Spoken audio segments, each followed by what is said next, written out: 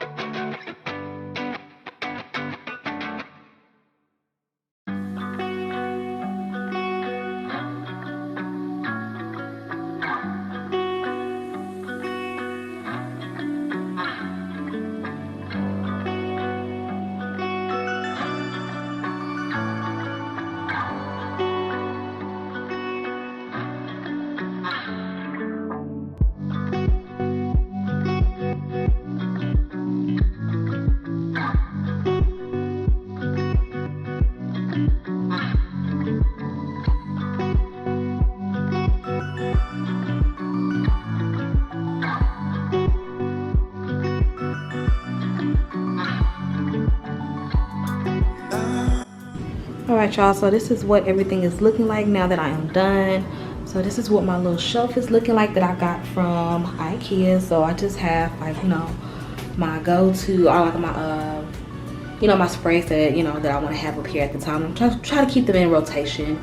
I have some aromatherapy stuff right here, some lotions and creams right here, all the rest of my Bath and Body Works sprays, Victoria's Secrets at this in this little shelf, and then down here I just keep my Bath and Body Works body creams, and then all of my other fragrance mists from like Body Fantasies and like a Bodycology right here. And then I just have this card that I got from IKEA a while back. Here, along with my Bath and Body Works moisturizing body washes, and I just have my 4 scrubs in the front. And then on this cart from that I have from IKEA, what I did was I put my lotions from Bath and Body Works at the top, and then in the middle I just have my shower gels in the middle. But I do have some that I have, of course, in my shower. So the ones that I don't have in my shower are right here, of course. And that is it for this video, you guys. I hope you guys found this video somewhat helpful.